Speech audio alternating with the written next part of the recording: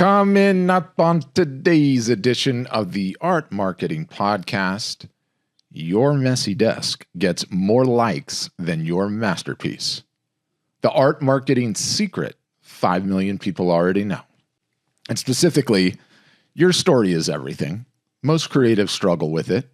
I'm going to show you some data on how we are going to fix this easily.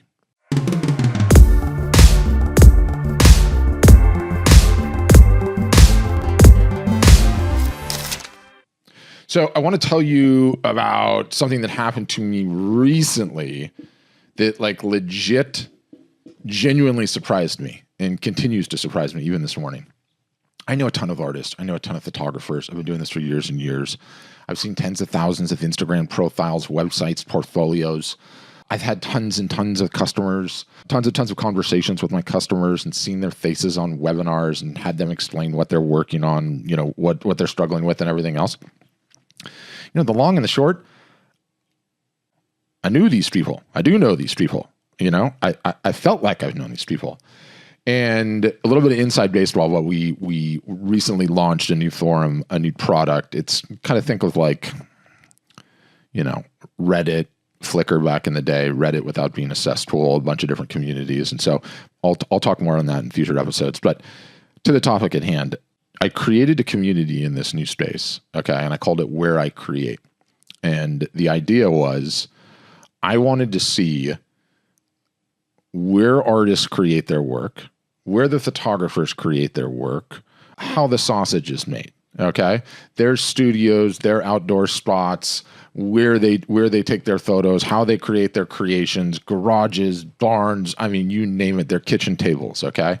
The corner of a spare bedroom with paint on the carpet, whatever the case may be. And I have to tell you, seeing the spaces of people I've known for years, it almost felt like I was meeting them for the first time. I was and continue to be just genuinely moved. I thought I knew these people. I've been having conversations, some spanning 8 to 10 years with some of these folks. And there's just this profound sense of really, really getting to know them even better when I finally got to see where they work, how they work. And then after starting this thing, something incredible started happening. Other artists were seeing these spaces and started leaving comments, and the nature and the tone of the conversation, it had almost nothing to do about their work directly, and yet it was about their work. It was exactly the type of conversation that you want to see have happening on social media. It is exactly the type of conversation that I have been banging the drum on this podcast with, posting personal content on Instagram and the bar, the coffee shop conversation and going back years and years of these episodes. And when I saw this all started happening, I was like, wow. Just absolutely wow. How they converted their garage, how they created 5 a.m. before the kids got, why there's a picture of their grandma stapled to the easel, incredible basements and metal shops. And the width and the breadth of this was just absolutely incredible. Okay. And so much so I was like, I have got to podcast about this because it's content nobody is making. And maybe you have done a little bit, sure, but you've got to let me explain this. And it might be one of the most powerful marketing tools that you're not using, and you can. It's so easy. And I think there's some psychology at play in all of this, okay? What's the problem that most artists, most photographers, most creatives have on Instagram, which is just a proxy for social media and just a proxy for people on their phones and just a proxy for intention in general, right? The default thing that everyone posts all the time is their work or their work in progress. And it's easy, it's comfortable, it's the work product, it feels professional, it's what everyone does. And I'm not knocking that. It's all good. You just can't do that all the time. And that is the problem, right? And what do we normally see in terms of the comments that we get on those, right? The finished work invites one response. That's beautiful. Conversation ends, they move on. Incredible. You're so talented. All the things that you guys are all so used to getting, right? But if you tell your story, okay? And you tell the story and it's a little bit vague, I know it's an intimidating thing to do.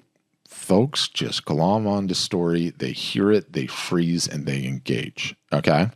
And I've found already that this community that I created is sort of a bridge to this type of storytelling. It is a way to force you guys to do this type of storytelling that you wouldn't ordinarily do, because it's not easy, right? And it's something you have to learn and work towards and be vulnerable and all the things that we've talked about on this podcast. But showing your space is the easiest form of storytelling. You don't have to write anything brilliant. You just have to take some photos of where you create. Okay. But the photo itself, I'm finding it just does enormous psychological work, right? It's you being vulnerable without being scary. It's not a selfie. It's not a live video. It's not an Instagram live broadcast that I can't get any of you to do. It's not a personal essay. It's just your stuff. But it reveals absolutely everything. It reveals absolutely everything. It invites questions naturally without having to prompt for them, without having to ask for them. What's that tool? Why do you have 2 easels? What are you doing with those lights? Is that to create? Where is this building? What is with those ceilings? Are you telling me that's in your backyard? How do you have that much space? These questions just start coming out naturally. Is that a cat next to your paints? These conversations, I'm finding, they just start themselves. They just start for themselves. And I think what it does is it creates parasocial intimacy. When someone sees where you work, they feel like they've been invited into your home. It's like a fundamentally different relationship than looking at a painting or looking at a photo or looking at your creation on its own in the feed. It just differentiates things like instantly. Okay. And again, when you see it, it's astounding. Like the questions that come up. And the cool thing about this is there's data behind it. Okay. There is data behind it. And when I say there's data behind it, you guys, I have learned this lesson. I have taught this lesson, and then I need to relearn this lesson again from time to time. And this episode, this whole entire thing that I'm explaining is just a perfect example of it. And I'll say this as like a quick sidebar, and I'll include this piece of content in the show notes if you guys want to see it. But internally at Art Storefronts, we have Slack. We kick around messages of pieces of content, thought leaders, business leaders from a whole myriad, a veritable cornucopia of industries and software people and side businesses and just everything, tangentially that we think is awesome that other people should see. And recently we kicked around this piece of content from this guy, Mark Pincus. If you've never heard that name before, he is the founder of Zynga. Zynga is this gaming company that just absolutely exploded on the early days on Facebook. He had this game called Farmville that all these people were addicted to like it was crack cocaine back in the day. Anyway, accomplished entrepreneur. And he gives this talk where he intros this 70-20-10 framework, I think is what he calls it. And his argument is that when you have the new product, works just as well for the new piece of content as well, it should be at its core 70% proven, 20% better, and 10% new. Okay? 70% proven, what's already working, 20% better, and 10% new. Okay? And it works so well for content creation too. And some of the things that he says is on innovation. And he goes, it's incredibly risky and really foolhardy to bet on a new consumer behavior. It's arrogant. And then he's got this other line, all new fails. One of my mantras is all new fails. If you isolate the new to maybe 20% of your product, 20% of your content, then there is a good chance that your product will be commercially successful even when your new idea fails, right? And the TLDR version of all of this, and again, I'll include the talk in the show notes if you want to see it, that piqued your interest, is stop trying to reinvent the wheel. The wheel works. It's proven. Just do the wheel, okay? Just do the wheel. An example of this at Art Storefronts over the years is I get this question weekly. I got it this week. I got it the week before. How many website templates do you guys have at Art Storefronts? Do you have a bunch of them? Like how many do you have? And can I see them? Can I see them all? And I'm like, yeah, of course you can see them. And then maybe somebody's seen them and they're like, all of these website templates, they they all sort of look the same. They're all minimalist. They're all very simple. They're all, almost white, a couple of black ones, and complete minimalist design. Do you have any flashier templates? Do you have any with a little bit more design and a little bit more polish? And I'm like, no, we don't. And you don't want one of those. And it goes back to this notion, stop trying to reinvent the wheel. The wheel works. It's proven. Just do the wheel. Okay? It doesn't matter what country you're in. It doesn't matter what language we're talking about, what culture. Art galleries, museums, all over the world, all look the same. They all look the same. The art upon usually white walls, sometimes brick or stone, depending on the building, but on white walls with lights on it and nothing else. Nothing to distract your eyes. Nothing to take your attention off of the art. That is the wheel that's been invented. That is the paradigm for how art is meant to be viewed in this world, how art is meant to be purchased in this world. It's what everyone knows. It's what everyone accepts. It is the wheel that's got invented that has been rolling for centuries. Why do all of our website templates look like that? Because we're not trying to reinvent the wheel. We learned. Why do artists screw up so bad on their websites, and photographers too? Because you guys understand composition and you understand framing and you're artistic. So you decide to do this new thing with colors and fonts and bells and whistles and sliders and music and Lord knows what else, that it would be a modern day miracle if anyone actually saw the art, right? And so this is exactly what Pincus is saying. Like, all new fails. Don't do new. Don't do new. Okay. Well, let's tie that back. Let's tie that back to this notion of showing the space where you create, of giving people a window into this place where you create, okay? And I want to isolate this to Reddit because this is the wheel too. And for people that don't know Reddit, it's basically a bunch of communities, a bunch of forums. Reddit just so happens to call them subreddits, and they all have names. And it's basically just a group of people organized around a specific topic, okay? I want to tell you some of the most popular subreddits on the entire site, okay? One is called r/battle stations. You know what it is? Gaming setups. 5.2 million members on this thing. It's one of the top subreddits on the entire platform, and they are just photos of people's desks with their PCs on it. That's it. 5.2 million people can't get enough of that. There's another one, okay? Music battle stations, and it's music studios. The musicians figured this out from the computer gaming nerds, okay? And they're just showing their home studio setup, where they record, what they have in there, what the mixer is, what the keyboards are, what mouses they're using, lighting, the consoles, everything that they have to create their music, right? Another super popular one is our workspaces, general desk setups. That one has 238,000 members. The other one has 334,000 members. Super engaged. There's one called Cozy Places. That one has 4.9 million members. And it's not about creative spaces specifically. It's just spaces that feel good. And so people are obsessed with seeing other people's creative environments, okay? Do you know what Reddit doesn't have? It doesn't have where I create artist space, okay? It doesn't have one because the artist has not figured it out. And I think there's one called Art Studios that has like 1,700 members, completely dead, right? Completely dead. Point is, just like Mark Pincus said, this is already settled. There's no new to do here. People love this stuff. They go nuts for it, okay? They go absolutely crazy for it. And so when you start doing this, okay, when you start posting some of this content, you are going to immediately start doing better on social media.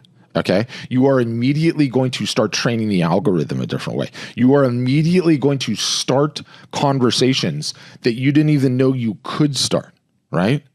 You know, the feedback that I've already seen, this is just so validated, you know? The artist who paints at the kitchen table after the kids go to bed, she posted a photo of the table, half covered in homework, half covered in watercolors. And the comments weren't about her technique. They were about her life. They were about her kids. They were about balancing this as a mother. All of the things that will drive your engagement to level 11, right? Like I said, the artist with a photo of her grandmother taped to the easel. No one asked about the brushstrokes. Everyone started asking about her grandmother. And then they started talking about her grandmother. And then the comment counts are just going ding, ding, ding, ding, ding, ding.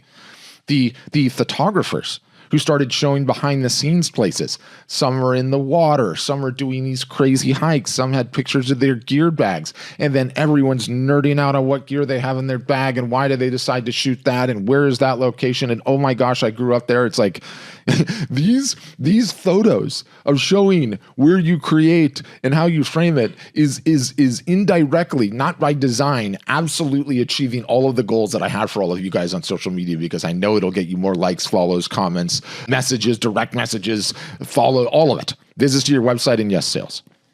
So this just absolutely had, a profound impact on me. You guys, regular posts of your finished art, are they important? Yes. What do they normally get? Polite comments, move on. The algorithm doesn't love them. Okay. Posts that show creative spaces, you get questions, you get stories, you get shared experiences, you get emotional connections, and you get people bonding with you. When people see your mess, when they see your setup, when they see how you do things, they feel the permission to share theirs. And the next thing you know, these conversations just keep happening. And it had a profound effect on me. Like I said, I've known some of these folks for years, and I'm like, wow, now I really know them based on the way that I see this. So this is so easy to do. All of you guys can turn this episode off the minute it ends. And then the minute you go to Spotify, leave me a positive review, or the minute you go to iTunes, leave me a positive review or like the episode. I need some help over here. Okay, please. But the minute you're done, this is so simple. Don't overthink it. Okay. 1, 2, 3 photos of your complete workspace or a short video. Okay. Just get something in the water. Grab some photos a pal took of you that was on a photo shoot, or a selfie you took on a photo shoot. Explain where you are, right? You can just do a full reveal to start. You're not going to be doing this in just one post. You're going to be doing this in a bunch of posts. We want to know where the magic happens. We want to know how the sausage is made. We want to see these details. We want to be pulled in behind the scenes, okay? And, there's so many things that you can do from there. Detail shots. One corner, one tool, your equipment, your gear, your keyboard, your mouses, your monitors, your setup, how you carry your paints, all of this stuff. It just inspires such conversation, right?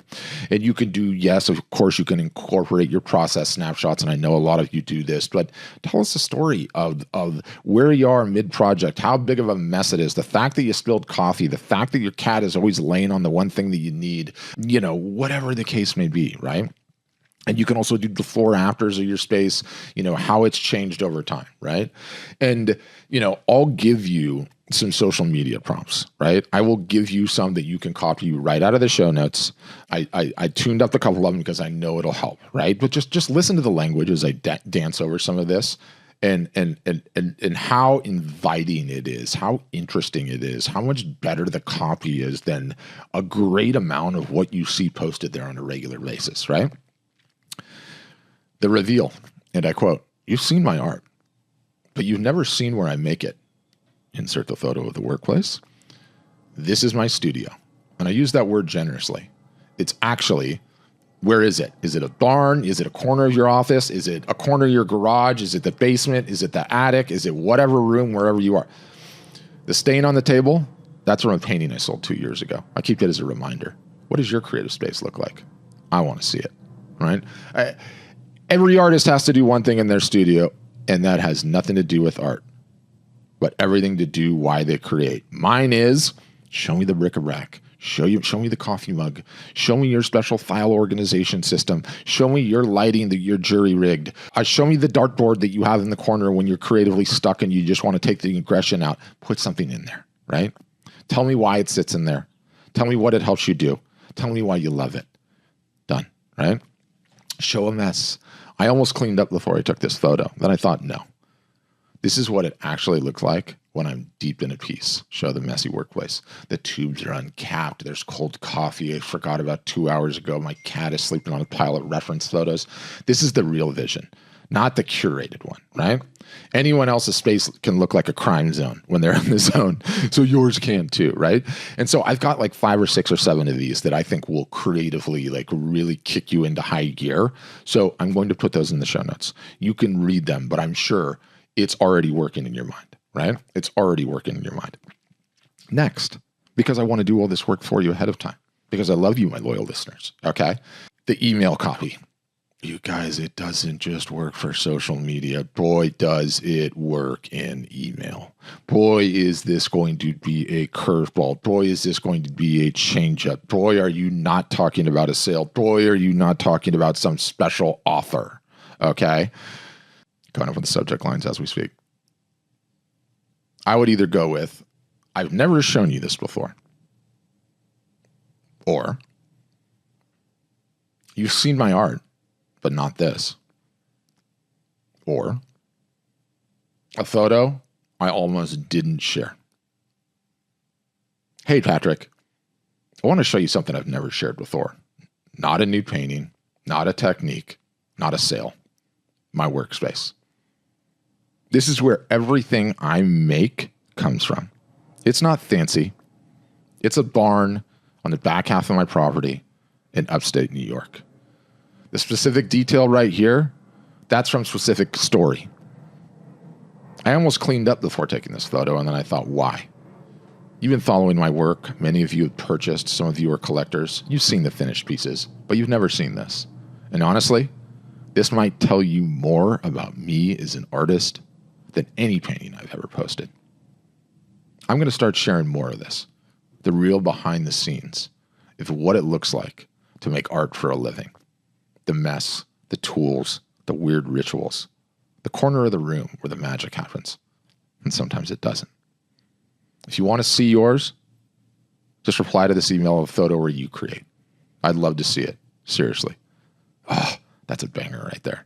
I mean, that would absolutely get things. I mean, open rate through the roof, reply rate through the roof. Crazy good right there. Okay. And so I'm going to include some templates like that of some ideas that you can take a shot with on email. I just want you to do this. I think you are going to be blown away like I was blown away. Okay. And it's different, you guys, than just the behind the scenes stuff. It's different than just the my process stuff, right? This notion of where I create is different because it's spatial. It's not about the process of making art. It's about the environment you built around yourself. It is about your sanctuary, your office desk, where you do your thing, right? And it feels amazing, right? Because when I started the community, I obviously had to take a picture of my battle center, where I do all of my stuff, where I'm podcasting to you as we speak, right? And, you know, I went through all the same emotions. I was like, I wonder what people are going to say about this. I wonder if I'm going to get any comments. I wonder if I'm going to get any likes. Does anyone care? Are people going to call me out for my desk being a mess? I probably need to dust it. Like, it's just amazing. But you guys, these things check every marketing box. They're easy to create. Take a photo, write 3 sentences. They invite engagement. People ask questions. They share their own. It's a real conversation. It humanizes you. People are going to bond with you. It differentiates you. No one else has your space. No one. It is yours, right? It builds this parasocial connection too. They feel like they visited your home. They feel like they got invited into your home.